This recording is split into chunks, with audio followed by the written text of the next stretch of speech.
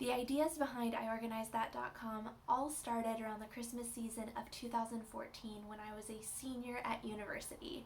I attended my church's Christmas Eve service, and I had an idea for something that had a little bit more music, a little bit more structure. Our services were very conservative and very centered around one message with maybe a little bit of singing around it, congregational singing of traditional Christmas carols, a candle lighting ceremony at the end, and maybe some special music along the way.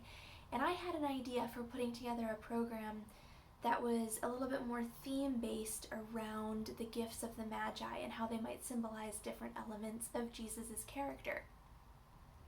And so I started putting together a script. And as I was brainstorming and thinking through all these ideas that I had, I did a lot of research.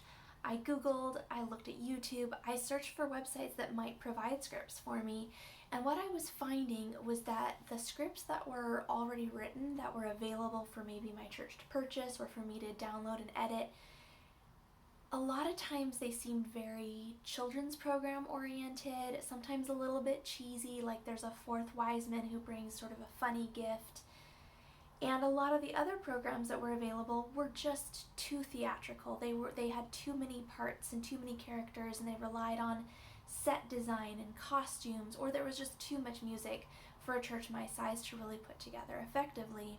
I wanted something kind of along the lines of a traditional service that we had done for so many years, but just to break out of that mold a little bit. I didn't want to go all the way to this or all the way to that. And so I kind of came up with it on my own, and over the following several years, I eventually wrote 5 separate script productions, and so far I've had the opportunity to produce 3 of them. The 4th would have been Good Friday of 2020, which unfortunately had to be canceled.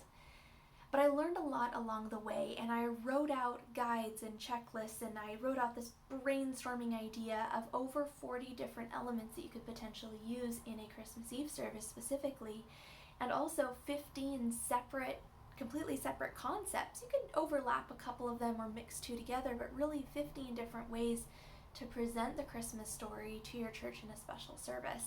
And I thought, I would love to share this. And that's really what this blog is all about, is sharing ideas and sharing structures and sharing the ways that we can all be creative and we can write and organize and produce these really beautiful programs that can be such a blessing to our church and to our community.